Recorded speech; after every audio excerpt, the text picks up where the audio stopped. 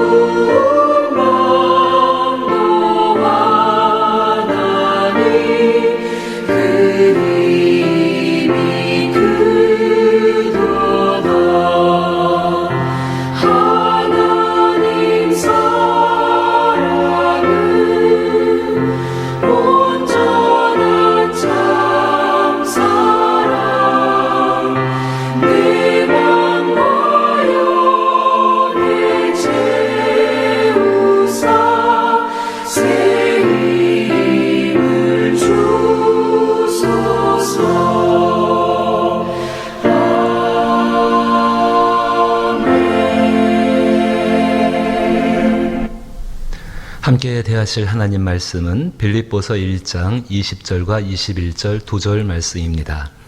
신약성경 319면에 빌립보서 1장 20절 21절 말씀 며칠에 걸쳐서 이 말씀을 같이 살펴보고 있습니다. 제가 말씀을 읽습니다. 나의 간절한 기대와 소망을 따라 아무 일에든지 부끄러워하지 아니하고 지금도 전과 같이 온전히 담대하여 살든지 죽든지 내 몸에서 그리스도가 존귀하게 되려 하려 하나니 이는 내게 사는 것이 그리스도니 죽는 것도 유익함이니라. 아멘. 우리를 사랑하시는 아버지 하나님, 그 사랑 앞에 감사를 드립니다. 한날의 삶이 온전한 참사랑으로 붙들린 바 되게 하여 주옵시고 그 사랑 우리 가운데 더욱더 충만하게 부어주시어서 그 뜨거운 사랑을 가지고 지금을 이기게 하여 주옵소서. 그 하나님의 사랑이 우리가 있는 모든 장소와 모든 처한 환경 가운데에 힘이 되어 주실 줄로 믿습니다. 병들고 약한 자리, 낙심하고 쓰러져 있는 자리, 혹은 새롭게 일어나고자 하여 하나님 앞에 믿음으로 나가는 모든 자리 가운데에 그 사랑을 경험케 하여 주옵시고 그 사랑으로 말미암아 승리하신 그리스도 예수의 삶이 우리의 삶이 되게 하여 주옵소서. 그 사랑 의지하여 말씀을 묵상하고 그 사랑 의지하여 하루를 살아가며 그 사랑 의지하여 기도합니다. 우리 가운데 그 놀라운 사랑을 나타내 주시옵소서. 예수님 이름으로 기도하옵나이다. 아멘. 역시 요절은 내게 사는 것이 그리스도니 죽는 것도 유익함이라 라는 말씀을 가지고 다시 한번 생각을 더 해보게 되기를 원합니다. 어떻게 사도 바울이 내게 사는 것이 그리스도니 죽는 것도 유익함이라 라고 고백할 수 있었을까? 그것은 다른 것이 아닙니다. 하나님의 사랑 때문입니다. 바울은 지금 분명히 복음 안에 있음을 믿고 있습니다. 사실 바울이 믿는 믿음을 넘어서서 바울 자신이 그리고 그리스도인들은 복음 안에 있습니다. 아무도 복음 안에서 우리를 빼앗아가거나 정말로 훔쳐갈 자가 아무도 없습니다. 그것은 하나님의 능력 가운데 지킴을 받기 때문에 그러합니다. 바울은 그러한 상황 가운데에서 내게 사는 것이 그리스도니 죽는 것도 유익함이라고 이야기합니다. 이렇게 선언할 수 있는 것은 자신의 분명한 신앙의 경험을 바탕으로, 그 경험은 무엇인가? 바로 하나님 사랑입니다. 먼저 하나님이 나를 사랑하셨다. 내가 하나님을 사랑하는 사랑의 기억도 있지만은 하나님이 먼저 나를 사랑하셨다. 분명히 요한 1서 4장 19절에서 우리가 사랑함은 그가 먼저 우리를 사랑하셨습니다라고 말씀하고 있습니다. 이 말씀을 가지고 사는 것이 그리스도니 죽는 것도 유익함이라고 이렇게 담대한 고백을 할 수 있게 되는 것입니다. 다윗도 마찬가지였고 믿음의 사람들이 마찬가지였습니다. 특별히 시편 131편 1절부터 3절 말씀을 보면은 성전에 올라가는 노래다. 하나님을 향해서 생각하면서 이 마음이 바탕이 되어져 있습니다. 제가 그 시편을 읽어보게 되면은 여호와여, 내 마음이 교만하지 아니하고 내 눈이 오만하지 아니하오며 내가 큰 일과 감당하지 못할 놀라운 일을 하려고 힘쓰지 아니하나이다. 실로 내 영혼으로 고요하고 평안하게 하기를 젖된 아이가 그의 어머니 품에 있음 같게 하였나니 내 영혼이 젖된 아이와 같도다. 이스라엘아, 지금부터 영원까지 여호와를 바랄지어다.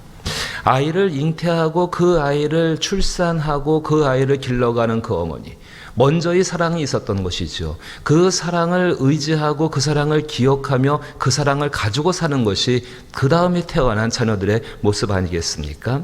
바로 그렇습니다. 그 하나님의 사랑이 그와 같습니다. 우리가 있기 전에, 우리가 하나님을 알기 전에, 하나님을 선택하기 이전에 그 사랑이 우리 가운데 있었다는 것을 우리는 꼭 기억을 하셔야 합니다.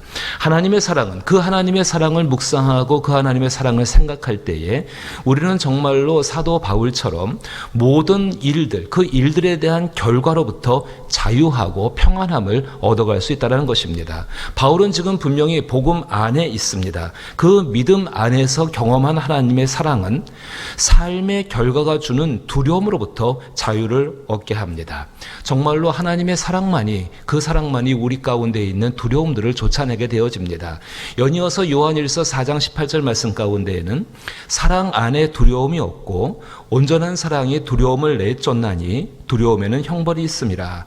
두려워하는 자는 사랑 안에서 온전히 이루지 못하였느니라 라고 우리 가운데 충고해 주고 있습니다. 그렇습니다. 두려움이 얼마든지 일어날 수 있습니다. 특별히 어떤 일에 대한 두려움인가, 어떤 일을 행한 다음에 그 일의 결과가 어떻게 될까, 바로 그거에 대한 두려움이 우리 가운데에 정말로 생길 수 있습니다. 바울의 마음을, 바울의 모습을 기억하십시오. 사도 바울은 지금 감옥 안에서 소위 재판을 받고 있는 사람입니다. 그 재판의 결과에 따라서 사도 바울은 죽고 사는 것이 결정됩니다. 자기가 살고 죽는 것이 사람들의 손에 의해서 사도 바울이 죄를 지었다거나 아니면 아주 나쁜 일을 해서 지금 사람들 손에 재판받는 것이 아니라 복음을 전하다가, 복음의 일을 하다가, 다시 말해서 복음 안에 머무는 삶을 살고자 하다가 지금 이런 경우를 당하게 되는 것입니다. 사람들의 관심은 사도 바울의 재판의 결과에 있었습니다. 바울이 어떻게 될 것인가. 그것 때문에 빌립보 교인들을 포함해서 많은 사람들이 노심초사하면서 그 결과를 기다리고 있었습니다. 그러나 정작 사도 바울은 그 재판의 결과에 대해서 굉장히 자유합니다. 바울은 자신이 석방되어서 다시 자유롭게 활동할 수 있게 되거나 아니면 결국 사형 판결을 받아서 그렇게 죽임을 당하게 된다 할지라도 그 모든 것이 그리스도와 예수 그리스도와 그 또한 예수 그리스도 안에 있는 바울과 바울을 생각하는 모든 사람들에게 하나님께서 유익하게 하시는 결과를 만든다는 것을 믿고 있기 때문에 그러합니다. 우리 이 모습을 꼭 배워나가고 우리 삶 가운데에 기억하고 적용시켜 나가야 합니다. 인생 가운데 주어지는 어떤 결정들이 있을 수가 있습니다. 때로는 그 결정들이 마치 그 대나무의 마디처럼 성장점들이 모여서 만들어지는 그 마디처럼 굉장히 딱딱하고 어렵게 느껴질 때가 있습니다. 하지만 그 결정들은 하나님께서 만들어 가신다는 것입니다. 사실 대나무는 그 마디가 만들어지는 과정 가운데 겪어야 되는 모든 시간들과 그 과정에 대해서 불평하지 않습니다. 우리도 마찬가지입니다. 자신이 복음 안에 있다는 것은 하나님을 사랑하고 있다는 것입니다. 놀라운 하나님의 먼저 된 사랑이 우리의 사랑을 그렇게 이끌어가고 있습니다. 복음 안에 있는 사람이 감당해야 되는 결과, 어떤 일에 대해서 감당해야 되는 결과와 그 결과에 대한 책임을 하나님은 합력하여서 함께 선을 이뤄나가시는 우리를 먼저 사랑하신 그 하나님이라는 것을 우리는 꼭 기억하며 믿을 수 있기를 축복합니다. 사도 바울이 로마서 8장 28절 말씀 가운데에서 우리가 알거니와 하나님을 사랑하는 자 곧 그의 뜻대로 부르심을 입은 자들에게는 모든 것이 합력하여 선을 이룬다. 그 결과 가운데에서 하나님이 함께 하시며 그 결과에 대해서 하나님이 함께 책임을 져주시고 그 결과로 말미암아서 결국은 하나님과 그리스도 예수와 그리고 정말로 그 예수를 믿는 사람들과 그 사람들을 사랑하는 모든 사람들 가운데 함께 유익된 결과를 하나님께서 그 전능하신 분께서 만들어 가신다는 사실입니다. 따라서 오늘 우리의 삶 가운데 우리가 예측하거나 생각하거나 혹은 정말로 간절하게 바라는 어떤 기대라든지 혹은 그렇지 못한 경우가 된다 할지라도 염려하지 않을 수 있는 이유가 바로 여기에 있습니다. 하지만 우리는 우리 삶 가운데 일어나는 어떤 결과, 그 결과에 대해서 두려움과 염려를 좀처럼 벗어버리지 못할 때가 많이 있습니다. 제가 세 가지의 방법을 한번 이렇게 말씀을 드려봅니다. 한 가지는 하나님의 본심을 말씀을 통해서 기억하십시오. 또 한 가지는 하나님의 생각을 말씀을 통해서 기억하십시오. 그리고 성경을 통하여서 하나님의 사랑이 무엇인지를 어렵고 힘겹고 그 어떤 결과로부터 두려움이 생길 때에 항상 그것을 묵상하며 기억해 나가는 삶을 여러분 만들어 가시기를 부탁을 드립니다. 몇 주 전에 예레미야 애가를 계속 살펴보았습니다. 예레미야 애가가 정말로 그 고통 가운데에서 환난과 비탄 가운데에서 딱 지금의 시대를 표현하는 그 시대 속에서 그는 하나님의 본심이 무엇인지를 기억하고 있습니다. 예레미야 애가 3장 32절과 33절 말씀을 보면은 그가 비록 근심하게 하시나 우리의 삶 가운데 얼마든지 일어날 수 있는 일들이 있다는 것입니다. 그의 풍성한 인자하심에 따라 긍휼히 여기실 것입니다. 비록 근심하게 하시지만은 그의 풍성하신 긍휼이 언제나 함께하기 때문에 우리로 하여금 긍휼히 여김을 받게 하실 것이라는 것입니다. 그래서 이렇게 하나님의 본심을 이야기합니다. 주께서 인생으로 고생하게 하시며 근심하게 하심은 본심이 아니시로다. 똑같은 예레미야입니다. 어떤 결과가 주어지기 직전에 정말 두렵고 떨리는 상황 가운데에서 예레미야는 예레미야 29장 11절 말씀을 통해서 하나님의 생각이 무엇인지를 말씀하고 있습니다. 여호와의 말씀이니라. 예레미야 29장 11절 말씀에 여호와의 말씀이니라. 너희를 향한 나의 생각을 내가 아나니 평안이요 재앙이 아니니라. 너희에게 미래와 희망을 주는 것이니라. 하나님의 본심을 기억하시고 하나님의 생각이 무엇인가, 정말로 재앙을 주는 것이 아니라 우리 가운데 평안을 주시고 미래와 희망을 주시기 위해서 마치 대나무가 성장점을 만들어야지만이 그 다음 줄기를 왕성하게 키워갈 수 있는 것처럼 지금 그 과정들을 하나님은 우리 가운데 베풀어주고 계시는 것이고, 사도 바울은 자신이 지금 그 과정 가운데 있는 것을 너무나도 잘 알고 믿고 있다는 것입니다. 그럼에도 부족하다고 한다면 하나님의 사랑을 묵상해 보십시오. 우리가 바라고 원하는 사랑이 아닙니다. 내 마음속에서 이런 사랑이었으면 좋겠습니다라고 생각하는 그 사랑이 아니라 말씀을 통해서 복음 안에서 예수 그리스도를 통해 보여주신 바로 그 하나님의 사랑을 우리는 묵상을 해야 한다는 것입니다. 그 하나님의 사랑은 맹목적인 사랑이 아닙니다. 오히려 사랑하는 대상을 온전하게 완성시켜 나가시는 아픔이 있는 사랑입니다. 사람의 이성으로서는 그 사랑의 깊이와 높이와 넓이와 길이를 다 이해할 수가 없을 것입니다. 오직 복음 안에서 소망하고 기대하며 믿음 가운데에서 하나님 베푸시는 것 속에서 경험해 나갈 수 있을 때에 그렇구나라고 느끼게 되어지고 그 느낌이 우리 가운데 확실하고 견고한 믿음이 되게 될 것입니다. 따라서 우리는 이성으로서 이성을 뛰어넘는 그 놀라운 하나님의 사랑을 알아가며 믿음을 얻기 위해서 기도할 수 있어야 합니다. 사도 바울은 이것이 정말로 많은 교회 가운데 이루어지길 원했고, 그래서 바울은 에베소서 가운데에 기도합니다. 에베소서 3장 14절로부터 19절 말씀에 이러므로 내가 하늘과 땅에 있는 각 족속에게 이름을 주신 아버지 앞에 무릎을 꿇고 비노니 그의 영광의 풍성함을 따라 그의 성령으로 말미암아 그의 속사람을 능력으로 강건하게 하시오며 믿음으로 말미암아 그리스도께서 너희 마음에 계시게 하시옵고 너희가 사랑 가운데서 뿌리가 박히고 터가 널 굳어지며 능히 모든 성도와 함께 지식에 넘치는 그리스도의 사랑을 알고 그 너비와 길이와 높이와 깊이가 어떠함을 깨달아 하나님의 모든 충만하신 것으로 너희를 충만하게 하시기를 구하노라. 성경이 우리의 삶 가운데 일상이 되게 하기 위해서는 성경 말씀을 가지고 그 일을 반복하시는 것이 굉장히 필요합니다.